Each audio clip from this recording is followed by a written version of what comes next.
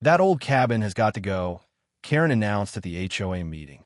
6 months later, she was the one who had to go, along with her gazebo, her driveway, and her HOA presidency. I stared at the demolition notice in my hand, feeling my blood begin to boil. The audacity, the sheer, unmitigated gall of this woman was truly something to behold. The Pine Ridge HOA was demanding that I tear down my grandfather's 1952 workshop within 48 hours or face daily fines of $100. They even threatened to place a lien on my entire property at my expense. I couldn't help but laugh as I read the condescending language dripping with artificial authority. These pompous bureaucrats had no idea who they were messing with. They had been happily building their improvements on my family's land for years without permission, and now they were trying to dictate terms to me on my own property.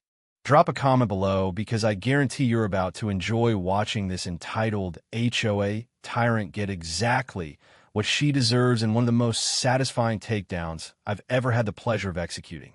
My name's Jake, and 6 months ago, I inherited my grandfather's property in Pine Ridge. 2 acres of pure paradise with a main house that is store cabin and a little pond where he used to teach me to fish every summer.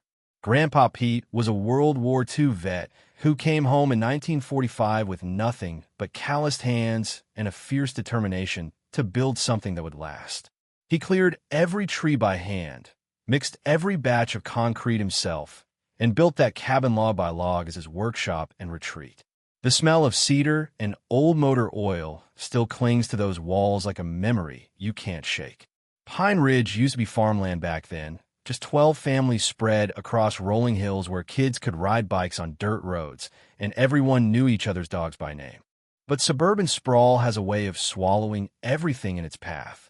Now we're surrounded by McMansions with names like Tuscany Estates and Windsor Point, where every house looks like it was squeezed from the same beige toothpaste tube. The HOA formed 15 years ago, supposedly to maintain property values, which is code for keeping out anyone who doesn't drive a luxury SUV. The original families got grandfathered in, but there's been this simmering tension ever since between us old-timers and the newcomers who move here from California and immediately start measuring everyone's grass with a ruler. Enter Karen Whitmore, age 52, real estate agent extraordinaire and HOA president for the past 3 years. Karen drives a white BMW SUV with a blessed license plate. And let me tell you, the irony of that vanity plate will become crystal clear by the end of this story. She's got that particular shade of blonde that costs $300 to maintain, and she's married to Doug, this poor guy who works in insurance and has perfected the art of nodding along while his wife talks. Karen moved here from Orange County 5 years ago and hasn't stopped reminding everyone about property standards since. She's the kind of person who times how long your garage door stays open and measures the height of your dandelions with an actual ruler. The crunch of her designer heels on my gravel driveway should have been my first warning that trouble was coming. The first unfair act happened on a Tuesday morning in March. Karen showed up for what she called a routine inspection of my property, which, by the way, isn't actually routine or legal, but I was still in my polite phase back then. She marched around my land like she owned it, snapping photos with her iPhone and muttering about aesthetic standards and neighborhood harmony. Then she zeroed in on Grandpa's cabin like a hawk spotting a wounded rabbit. "This temporary structure," she announced, not even bothering to step inside, "violates our community guidelines. It's going to have to go." I explained as calmly as I could that the cabin wasn't temporary. It was built 70 years ago, long before the HOA even existed. I told her about Grandpa Pete, about the family gatherings, about the childhood memories soaked into every board. Karen listened with that fake smile real estate agent's perfect in training, then delivered the line that still makes my blood boil. "Well, that was a different time, wasn't it? We have standards now." She handed me a 30-day compliance notice to remove the eyesore and strutted back to her BMW, leaving behind the lingering scent of expensive perfume and the kind of entitlement that money can't buy but somehow always seems to afford. That night, sitting in Grandpa's old leather chair and wearing his worn work gloves that still smelled like honest sweat and would stain, I realized Karen wasn't just coming after my cabin. She was coming after everything my family had built, everything we stood for, and probably everyone else who didn't fit her perfect suburban fantasy. I had no idea she was about to make the biggest mistake of her life. 2 weeks into my 30-day compliance period, Karen decided to turn up the heat. She reduced my deadline to 14 days, claiming there was an emergency safety violation with the cabin. Emergency. The thing had been standing solid for 7 decades through hurricanes, ice storms, and probably a few earthquakes. But Karen wasn't done flexing her HOA muscles. She brought in a county inspector, turned out to be her golf buddy from the country club, for what she called an unbiased professional assessment.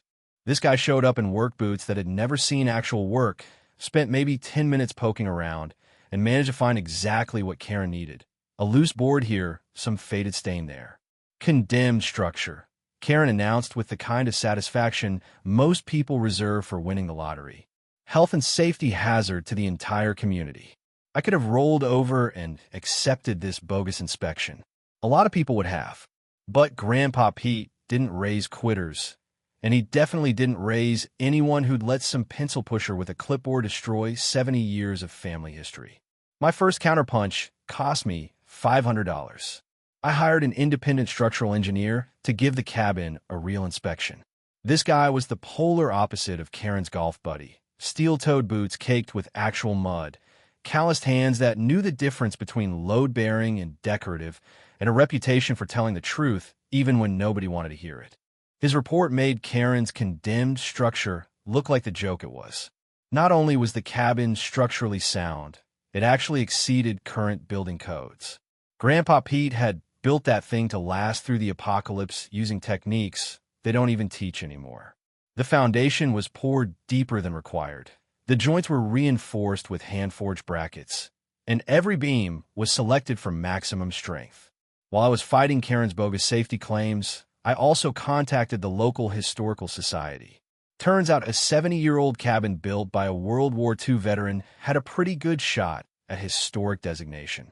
The society fast-tracked my application, and suddenly I had documentation proving the cabin predated the HOA by 4 decades. I also dug up Grandpa's original building permits from 1952, still on file at the county courthouse. Looking at his careful handwriting on those faded forms, describing his plans to build a workshop for peaceful pursuits, I felt that familiar surge of pride mixed with determination. Karen's response to my engineering report was pure Karen. She couldn't attack the facts, so she changed the rules. The violation notice magically transformed from structural safety to aesthetic noncompliance. Apparently, my cabin now violated something called architectural harmony standards. Here's the twist that should have been my first clue about Karen's real agenda. She introduced a previously unknown design committee consisting of herself and 2 of her closest cronies. This committee had supposedly existed all along and had retroactively approved every single house in the neighborhood except mine. Funny how that works. But Karen's escalation was starting to wake up the neighborhood. 3 of the original families, the ones who remembered what Pine Ridge was like before Karen's army of regulations, quietly offered their support. Mrs. Patterson, the retired teacher from Maple Street, started digging through old HOA meeting minutes. Miguel Santos, who owns the hardware store and has dealt with Karen's harassment for years, shared his own horror stories about selective enforcement. And that's when I realized this wasn't just about my cabin. Karen had a pattern, and it wasn't pretty. She targeted anyone who didn't fit her vision of suburban perfection. Single parents, minorities, elderly folks on fixed incomes, anyone who dared to be different in her beige and white wonderland. Meanwhile, her supporters, mostly newcomers with stock portfolios and time on their hands, just mumbled about property values and avoided eye contact when I tried to explain the situation. Amazing how quickly people forget that diversity and character are what make neighborhoods special, not cookie-cutter conformity. The smell of fresh coffee during our impromptu alliance meetings in Mrs. Patterson's kitchen became a small comfort during those tense weeks. Here were people who remembered when neighborhoods were communities, not investment portfolios managed by power-hungry real estate agents. As I held those faded building permits in my hands, feeling the texture of paper that had survived longer than Karen's entire real estate career, I realized something important. This wasn't just about saving Grandpa's cabin anymore. This was about stopping a bully who'd been picking on my neighbors for years. And Karen had just given me exactly the ammunition I needed to fight back.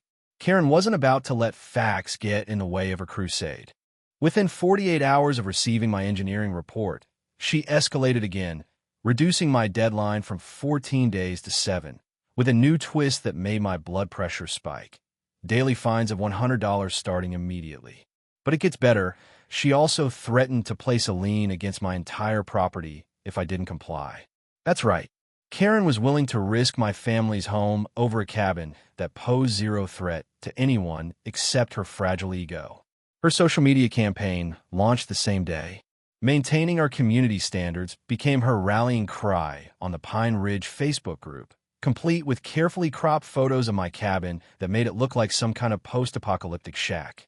She recruited newer residents with property value scare tactics that would make a used car salesman blush. Do you want your home equity to plummet because one neighbor refuses to follow the rules?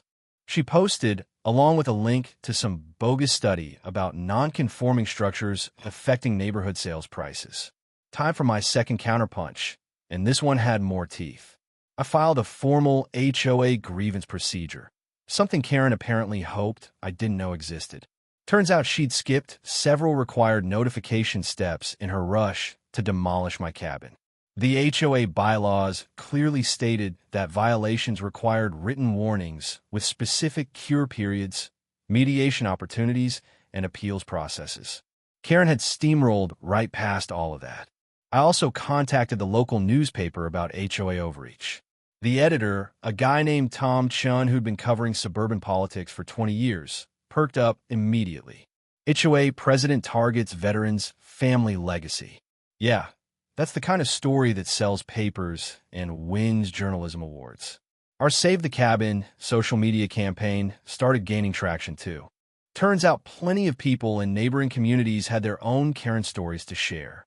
The hashtag Pete's Workshop began trending locally, and the Historical Society fast-tracked my landmark application with unprecedented speed. But here's where my research got really interesting. I started digging into Karen's real estate business, and the pattern that emerged was ugly as hell. Karen Whitmore Realty specialized in Pine Ridge listings. Shocking, right?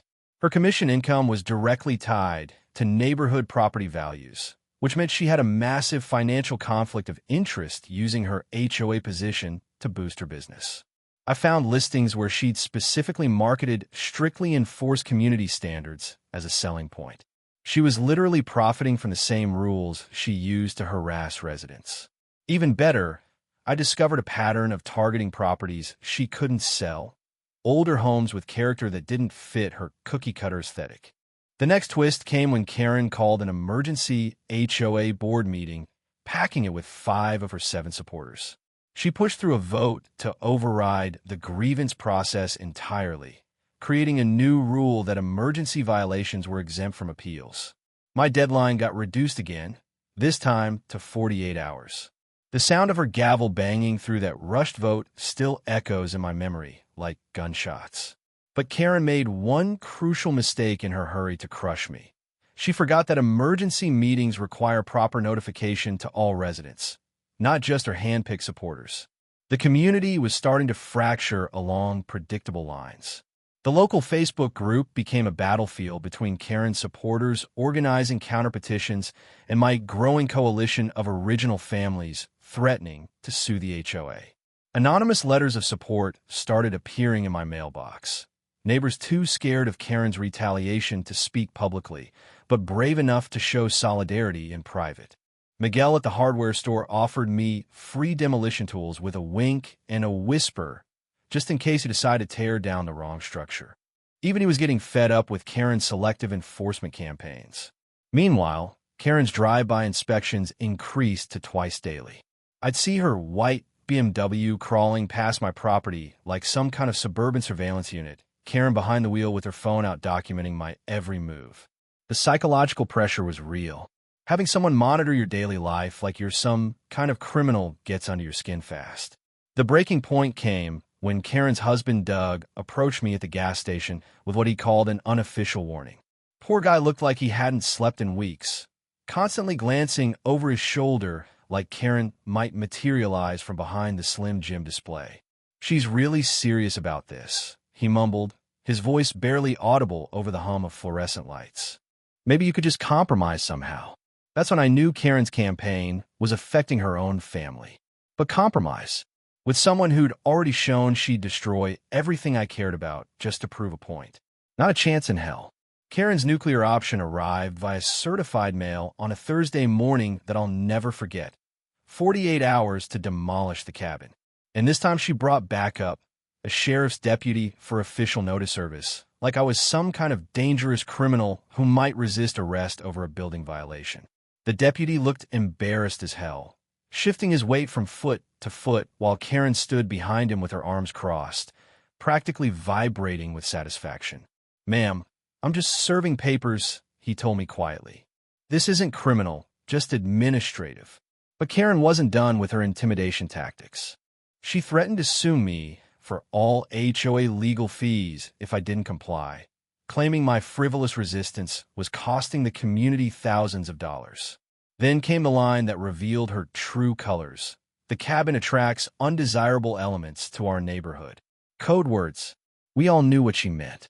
That evening, I watched from my kitchen window as Karen's supporters organized patrols, driving slowly past my house with cameras ready, documenting every car that stopped by, every friend who came to show support.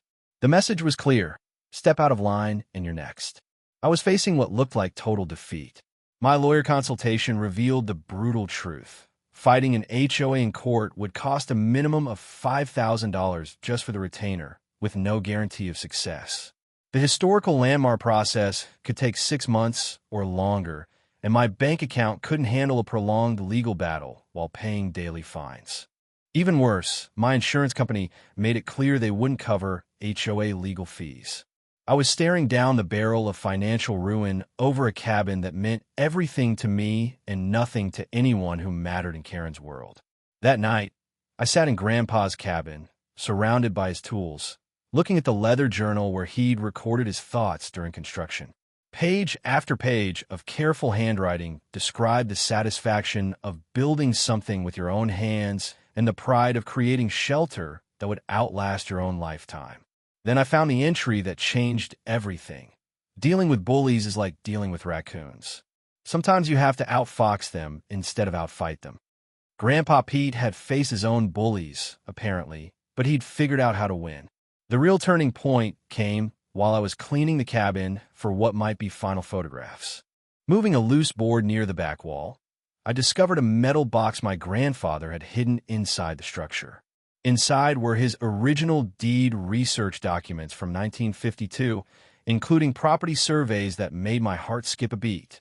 There was a discrepancy, a big one. The current Pine Ridge boundaries didn't match the original property survey from when Grandpa bought the land. According to his meticulous records, my property extended 53 feet beyond where everyone thought it ended, including Karen's current fence line. If this was accurate, half of Karen's driveway and part of her precious backyard were sitting on my land. While I was processing this bombshell, Miguel dropped by with intel that made the situation even more interesting. Karen's husband, Doug, had been confiding his worries at the hardware store, revealing that Karen had borrowed heavily against their house for real estate investments. Her financial position was shakier than her designer wardrobe suggested. "She's been buying fixer-uppers with credit lines," Miguel whispered, glancing around like Karen might be eavesdropping from the bushes. "Doug's worried they're in over their heads if the market turns." Suddenly, Karen's desperate rush to maintain property values made perfect sense. She wasn't just protecting the neighborhood. She was protecting her own over-leveraged investment portfolio. That night, my 8-year-old niece Emma visited with my sister, and she fell in love with the cabin just like I had as a kid.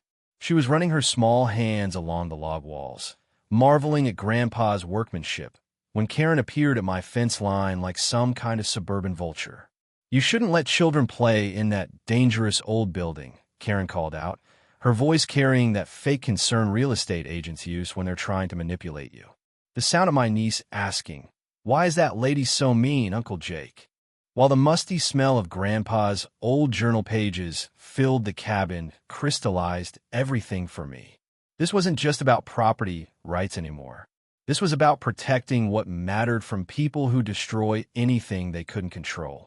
I felt the cold metal of that hidden survey box against my palm and realized Grandpa Pete had left me more than just a cabin. He'd left me the ammunition to fight back. Karen had no idea what was coming. I spent my last $800 on a professional surveyor. And let me tell you, that was the best investment I've ever made in my life. The surveyor, a no-nonsense woman named Janet who'd been mapping property lines for 30 years, arrived with GPS equipment that could pinpoint boundaries down to the inch. What she discovered turned Karen's entire power trip upside down in the most beautiful way possible. My property didn't just extend 50 feet beyond the current fence line, it extended exactly 53 feet. That meant Karen's driveway, her $80,000 landscaping project, and half of her precious backyard were sitting on land that legally belonged to me. But it gets even better. The HOA's common area, where Karen had installed a $12,000 gazebo for community enhancement, was also on my land.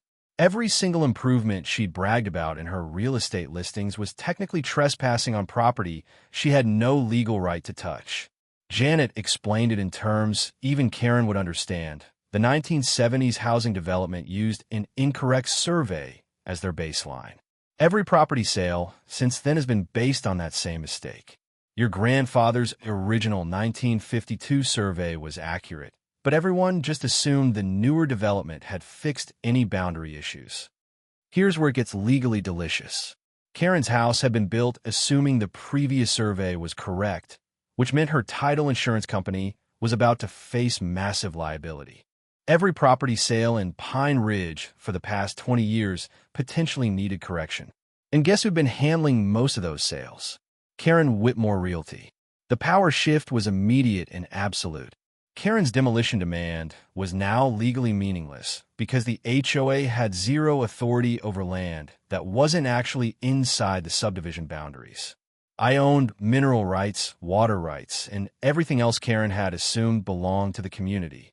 More importantly, I could demand removal of all her improvements from my property or charge her retroactive rent for 15 years of unauthorized use.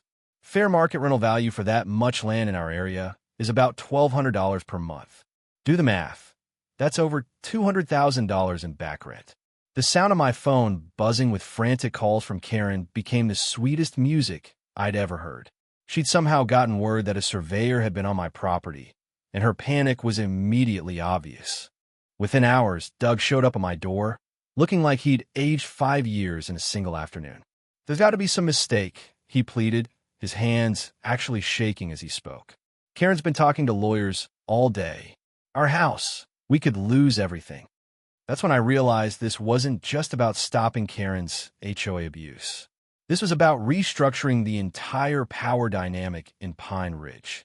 I could have destroyed her financially and legally, demanded every penny she owed, and watched her lose everything she'd built through intimidation and selective enforcement.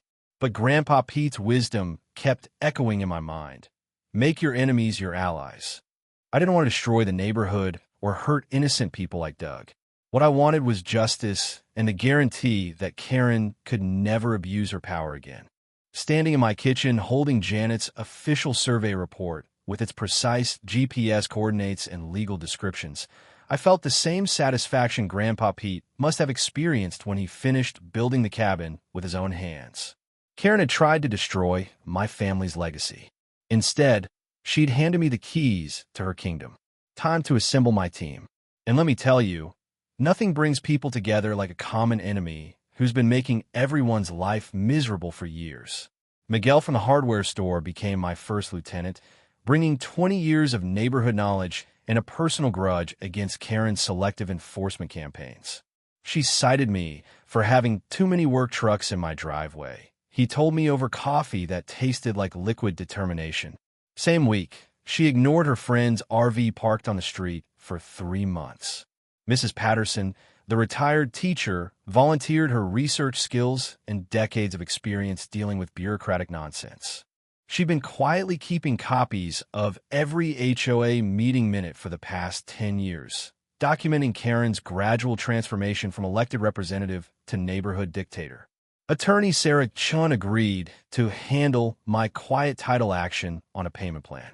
Property boundary disputes are my specialty, she explained. And this one's particularly satisfying because your grandfather's documentation is absolutely bulletproof. The final member of my inner circle was Frank Morrison, Grandpa Pete's old Army buddy who still lived 2 streets over. At 86, Frank had forgotten more about strategic thinking than most people ever learn. Same principles apply whether you're fighting Nazis or HOA presidents. He wheezed, his eyes still sharp as tacks. Control the battlefield, choose your timing, and never let emotion override intelligence. Our master plan had 4 phases, each designed to maximize justice while minimizing collateral damage to innocent neighbors. First, file a quiet title action to establish legal boundaries once and for all. This would create an official court record that couldn't be disputed or ignored by Karen's cronies. Second, demand fair market rent for past trespass, but use it as leverage rather than punishment. The goal wasn't to bankrupt Karen. It was to ensure she could never abuse her power again. Third, negotiate a complete HOA restructuring that would protect all residents from future Karens. New bylaws, term limits, conflict of interest rules, and transparency requirements. Fourth, public revelation to prevent Karen from simply moving to another neighborhood and starting her reign of terror all over again. Mrs. Patterson's research revealed the smoking gun we needed. Karen's pattern of selective enforcement was even worse than I'd suspected. She'd only targeted single parents, minorities, elderly residents on fixed incomes, and anyone who didn't fit her narrow definition of community standards. Meanwhile, violations by her supporter circle got mysteriously overlooked or quietly resolved without fines. 23 documented cases of discriminatory enforcement. Mrs. Patterson reported her teacher instincts making her organize everything in color-coded binders. Any one of these could trigger a federal fair housing investigation. Sarah Chun walked us through the legal strategy in terms a regular person could understand. Quiet title actions typically cost between $2,000 and $5,000, but they resolve boundary disputes permanently. Once the court recognizes Jake's property lines, Karen's improvements become clear trespass cases. The financial calculations were staggering. 15 years of trespass at fair market rent came to approximately $180,000. Karen's unauthorized improvements on my land totaled another $80,000. Combined with potential damages if her real estate deals started falling apart, Karen was looking at financial ruin that would make her HOA fines look like pocket change. But here's where Frank's military wisdom proved invaluable. The best victory is the one that ends the war permanently, not just wins the battle. We weren't trying to destroy Karen for revenge. We were building a case so overwhelming that she'd have no choice but to accept our terms for HOA reform. Miguel's community intelligence network revealed that other neighbors had been secretly documenting their own Karen horror stories for years. The working-class family she'd targeted with nitpicky violations, the elderly couple she'd harassed over their vegetable garden, the single mom she'd cited for having a work van in her driveway. The smell of fresh legal documents from Sarah's office mixed with the aroma of Miguel's coffee during our strategy sessions, creating an oddly comforting atmosphere of righteous preparation. We weren't just planning revenge. We were architecting justice. Frank pulled out Grandpa Pete's old compass for our final planning meeting, the brass surface worn smooth by decades of honest work. Your grandfather would be proud, he said simply. You're not just saving his cabin. You're saving the whole neighborhood from people who think power means crushing anyone who's different. Game time. Karen's desperation kicked into overdrive the moment she realized I wasn't rolling over and playing dead. Her first move was hiring a private investigator to dig up dirt on me. Apparently, she'd watched too many legal dramas and thought everyone has skeletons in their closet just waiting to be exposed.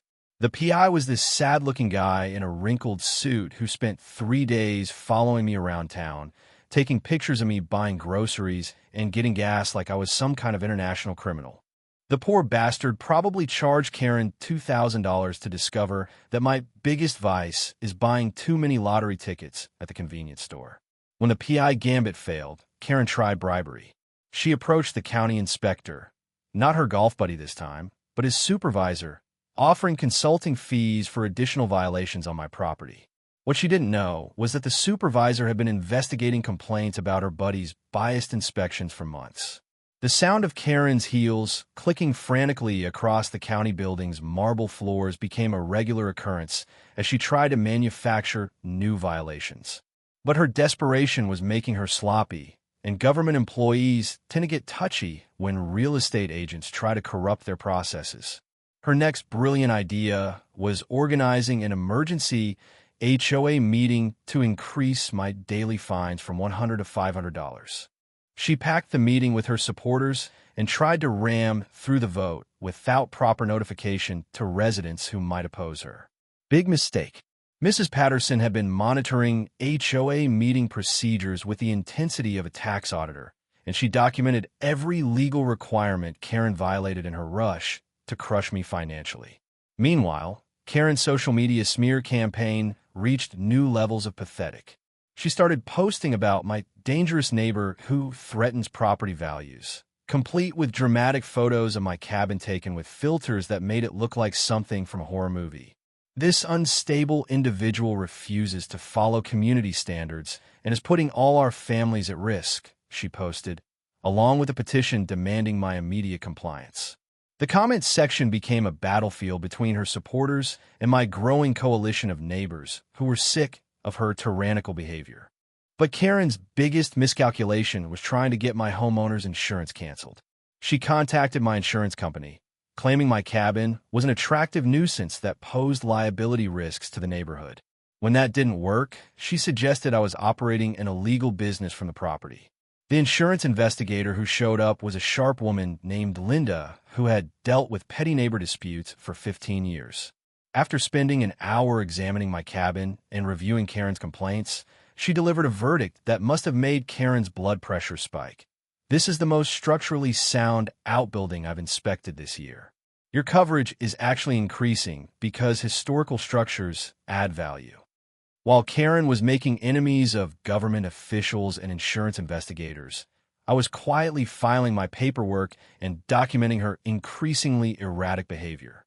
Every threatening voicemail, every social media post, every attempt to corrupt official processes, it all went into my evidence binder with timestamps and witness statements. The professional photographer I hired captured detailed images of every boundary encroachment with GPS coordinates that would hold up in court. Karen's gazebo, her driveway extension, her prize-winning garden, all sitting pretty on land that belonged to me. Security cameras went up around my property, not just for protection, but to monitor Karen's surveillance activities. Watching her circle my house, like a suburban shark on my phone app, became oddly entertaining, especially when she started bringing different cars to avoid detection. Frank's military training proved invaluable for psychological warfare. Let her see you staying calm while she loses control, he advised. Nothing drives bullies crazier than realizing their intimidation tactics aren't working. So I made a point of waving cheerfully to Karen during her surveillance drives, working openly on cabin repairs like I had all the time in the world, and casually mentioning to neighbors that I was looking into some property boundary questions with my attorney. The next twist came when Karen approached me directly for what she called a private negotiation. She cornered me at the grocery store, her designer sunglasses failing to hide the dark circles under her eyes, and offered $10,000 cash to drop my boundary dispute. "This whole thing has gotten out of hand," she whispered, glancing around like we were conducting some kind of drug deal in the cereal aisle. "Surely we can resolve this like civilized adults." But here's where Karen's desperation made her sloppy. She accidentally admitted to bribing the county inspector, revealed she'd been accessing my property records illegally, and basically confessed to half the violations Mrs. Patterson had been documenting. The whole conversation was recorded on my phone, perfectly legal in our one-party consent state. I appreciate the offer, Karen, I replied calmly, but I think we'll let the courts sort this out. The look of panic in her eyes was worth every sleepless night she'd caused me. With her back against the wall and my court date looming in 10 days, Karen went completely nuclear. She filed a restraining order against me, claiming I was stalking and harassing her through a campaign of intimidation. According to her sworn statement, my friendly waves during her surveillance drives constituted threatening gestures, and my cabin repairs were deliberately provocative acts designed to cause emotional distress. The family court judge who reviewed her petition was not impressed. After examining Karen's evidence, which consisted mainly of photos she'd taken while trespassing on my property to spy on me, he dismissed the restraining order with a lecture about wasting court time on neighborhood disputes that belong in civil court. But Karen wasn't done making enemies of public officials. She contacted the state licensing board, claiming my attorney Sarah Chun had a conflict of interest because she'd helped another neighbor with HOA issues 2 years earlier. The complaint backfired spectacularly when the board investigated and discovered Karen had been practicing real estate law without a license, giving legal advice to HOA members about property disputes. Her safety patrol escalated into actual harassment, with Karen supporters driving past my house at all hours, taking photos and confronting anyone who visited my property. Miguel got interrogated about delivering supplies for my cabin repairs. Mrs. Patterson was questioned about her suspicious visits to review HOA documents. The irony was delicious. Karen, who'd spent months accusing me of harassment, had organized an actual stalking campaign against half the neighborhood. Her attempt to have my property condemned as a public nuisance reached new levels of absurdity. She filed complaints with the county health department claiming my pond was a mosquito breeding ground, with the fire department alleging my cabin was a fire hazard, and with animal control insisting my bird feeders attracted dangerous wildlife. Every single complaint was investigated and dismissed, but not before Karen had made enemies of 4 different county departments. Meanwhile, behind the scenes, her world was crumbling. Doug confided to Miguel that Karen had borrowed $30,000 against their house to pay legal fees, maxed out their credit cards, and was facing potential disciplinary action from her real estate brokerage for ethics violations. She's up all night researching property law and calling lawyers, Doug whispered during one of his increasingly frequent hardware store visits. I found her at 3 a.m. yesterday, surrounded by legal documents and empty wine bottles, muttering about conspiracy theories. 3 HOA board members privately approached Mrs. Patterson, expressing regret about supporting Karen's increasingly erratic leadership. Even her closest allies were getting nervous about potential personal liability if her discriminatory enforcement patterns triggered federal investigations. The county supervisor had opened an official investigation into Karen's inspector bribery attempts, and a local newspaper editor was practically salivating over his upcoming expose on HOA corruption and abuse of power. My tactical patience drove Karen to new heights of desperation. While she was running around town, making enemies and burning bridges, I continued my normal routine, going to work, maintaining my property, and letting her behavior speak for itself. The final evidence I needed came when Karen's surveillance obsession led her to install a trail camera pointed at my cabin from the woods behind her house. The camera was technically on my property according to the survey results, making it illegal surveillance and trespassing evidence in one convenient package. The pressure cooker finally exploded when Karen had a screaming match with elderly Mr. Johnson over his fence height, threatening to fine him in a foreclosure while a dozen neighbors watched from their yards. Her public meltdown included threats to sue the newspaper for biased reporting and demands that Doug support her or find somewhere else to live. That night, Doug was spotted at a divorce attorney's office. Karen scheduled one final emergency HOA meeting for the night before my court hearing, planning to vote my property in violation of community standards regardless of the pending boundary dispute. She didn't realize that her authority to regulate my land would evaporate the moment the court recognized my actual property lines. She invited local media to witness what she called a decisive HOA action against a disruptive resident, apparently thinking public pressure would force me to capitulate at the last minute. Perfect. Karen had just handed me the ideal stage for revealing everything. The Pine Ridge Community Center had never seen a crowd like this.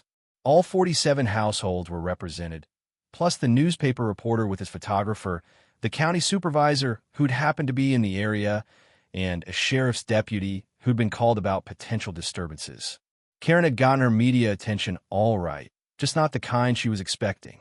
Karen stood at the front of the room like a general preparing for a final battle. Laptop connected to the projector, poster boards arranged with military precision, and a 20-slide PowerPoint presentation titled Protecting Our Community Standards. The smell of nervous sweat mixed with her usual expensive perfume created an atmosphere of barely controlled desperation. She launched into a 20-minute presentation that would have made a used car salesman blush. Property values, community reputation, the sacred duty of homeowners to maintain neighborhood standards. She hit every talking point while avoiding the obvious fact that her own financial interests were driving this entire crusade. Some people, she declared, clicking through photos of my cabin that she'd clearly manipulated to look as shabby as possible, don't respect what we've built here. They think they can ignore the rules that protect everyone's home equity. Her voice cracked slightly on the word equity, and I caught Doug wincing in the back row. The personal attacks came next. My character, my motives, my respect for the community. Everything was fair game in Karen's desperate attempt to paint me as the villain in her carefully constructed narrative. I move that we authorize immediate legal action against this disruptive resident, she announced, her voice rising to near shriek levels. Daily fines of $500 until compliance, plus recovery of all HOA legal costs to date. That's when I stood up and asked for 5 minutes to respond. Of course, Karen replied with that fake smile, clearly confident that nothing I could say would matter after her masterful presentation. We believe in fair hearings here. I walked calmly to the front of the room, connected my laptop to the projector, and began with the most beautiful sentence I've ever spoken. Thank you, Karen.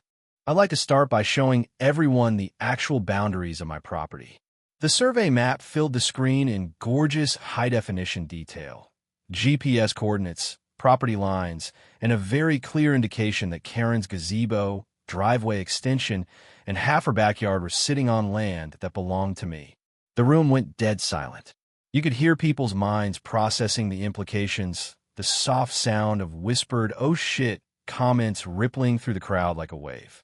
According to this professional survey completed 10 days ago and filed with the county recorder, I continued, advancing to the next slide showing photos of boundary markers. The HOA has no authority over the disputed area because it's not actually within the subdivision boundaries. Karen's face went from red to white to an interesting shade of green. "That's impossible," she screamed, abandoning any pretense of professional composure. "Those surveys are fake. He's bribing officials." But I wasn't done. The next slide showed 15 years of retroactive trespass liability calculations, $180,000 in fair market rent for unauthorized use of my land. Furthermore, I said, maintaining the calm tone that was clearly driving Karen insane, I have documented evidence of selective enforcement, discriminatory targeting of minority and working-class residents, and multiple attempts to corrupt county officials. The revelation cascade that followed was more satisfying than I'd ever imagined. Photo after photo of Karen's improvements on my property. Audio recordings of her attempting to bribe inspectors. Screenshots of her social media posts targeting specific residents based on race and economic status. Mrs. Patterson stood up from her seat. I moved to remove Karen Whitmore as HOA president. Effective immediately. Miguel's voice rang out. Seconded. The voice vote wasn't even close. 34 for removal, 8 against, 5 abstentions. Even some of Karen's closest supporters couldn't defend the evidence I presented. "You can't do this," Karen shrieked, refusing to accept the results. "I'm the president. I make the decisions here." That's when a sheriff's deputy stepped forward. A noise complaint from the neighboring business had brought him initially, But now he was witnessing Karen's complete meltdown in front of 47 witnesses and a newspaper reporter. "Ma'am," he said gently, "you're disrupting a legal meeting. The county supervisor has explained the boundary situation, and if you don't calm down, I'm going to have to ask you to leave." Karen's response was to point at me and scream accusations about conspiracy theories, bribes, and fake surveys, while the newspaper photographer captured every moment of her public destruction. When she finally ran out of steam, I addressed the remaining meeting attendees with my resolution offer: no retroactive rent demands, an official deed of the common area to the HOA, and Karen's resignation in exchange for comprehensive governance reforms that would protect all residents from future abuse. The mic drop moment came when I concluded, my grandfather built that cabin to last forever. Turns out he also gave me the tools to make sure nobody could ever abuse their neighbors the way Karen has abused all of us. The applause was thunderous. 1 week after Karen's public meltdown, she resigned from the HOA board via a curt email that contained zero apology and maximum bitterness. Doug filed for divorce 3 days later and moved to a nice apartment across town, where he started dating a kindergarten teacher who actually smiles when she talks to people. The quiet title action went through without a hitch. Turns out, when you have 70 years of documentation and GPS-accurate surveys, courts tend to rule in your favor pretty quickly. Karen agreed to remove her improvements from my property at her own expense rather than face a federal discrimination lawsuit that would have destroyed what remained of her reputation. The new HOA board, which now includes Miguel and Mrs. Patterson, drafted bylaws that actually protect residents instead of terrorizing them. Monthly potluck dinners replaced adversarial board meetings. The violation process now requires mediation before fines. And we established a grandfather clause protecting all pre-HOA structures from persecution. But here's where this story gets really good. We transformed Karen's nightmare into something beautiful. The disputed land became the Pine Ridge Community Garden, where families grow vegetables together and kids learn that dirt under your fingernails isn't a violation of community standards. Grandpa's cabin got converted into a neighborhood tool library where residents can borrow everything from power drills to pressure washers without having to buy equipment they'll use twice a year. We established an annual Heritage Day celebrating our neighborhood's diverse history. The original farming families, the suburban developers, and yes, even the newer residents who moved here for good reasons instead of power trips. The Scholarship Fund, seeded with the money from Karen's state regulatory fines, helps local kids pursue education and trades that build communities instead of tearing them down. The native plant restoration project around my pond became a model for environmental stewardship that attracted positive attention from county planners. Turns out, when you stop obsessing over grass height and start caring about actual ecology, beautiful things happen.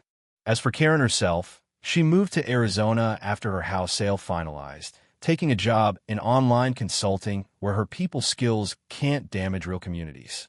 The state suspended her real estate license for ethics violations, which probably saved a lot of future clients from her particular brand of helpful service. Doug's transformation was remarkable to watch. Free from Karen's constant criticism and financial pressure, he blossomed into someone who actually enjoyed talking to neighbors and participating in community events. His new girlfriend brings homemade cookies to the tool library, and he's become our unofficial neighborhood handyman. The local newspaper series on HOA reform gained statewide attention, leading to proposed legislation requiring transparency and anti-discrimination training for board members.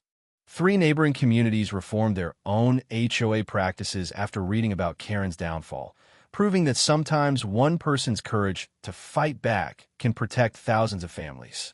Sarah Chun built a thriving practice representing HOA victims throughout the region, and I became her unofficial consultant for property rights disputes. Turns out there are a lot of Karens out there, but also a lot of people willing to stand up to them once they realize they're not alone. The sweetest moment came 6 months later when my niece Emma, now 9 years old, brought her entire 3rd grade class to see Grandpa's cabin during a field trip about local history. Watching 20 kids run their hands along those old logs, marveling at craftsmanship that was built to last forever. I found his final journal entry that day, tucked behind a loose board I'd never noticed. Sometimes the best revenge is building something better than what they tried to destroy. The sound of children's laughter echoing from the community garden. The sight of neighbors working together on weekend projects. The scent of fresh vegetables growing where Karen once tried to plant seeds of division. This is what victory actually looks like. So here's my challenge to you. Drop a comment sharing your own HOA nightmare story. I read every single one and reply when I can. Because we're stronger when we support each other against petty tyrants who think power means crushing anyone who's different. And hit that subscribe button if you want to see more stories about ordinary people beating corrupt systems. Trust me, I've got plenty more where this came from. Speaking of corrupt systems, wait until you hear about the city council member who tried to steal my neighbor's business license. But she made one crucial mistake that cost her everything. That story is coming next week, and it's even more satisfying than this one. Until then, remember Grandpa Pete's wisdom. Sometimes the best way to handle bullies is to build something so beautiful they can't tear it down.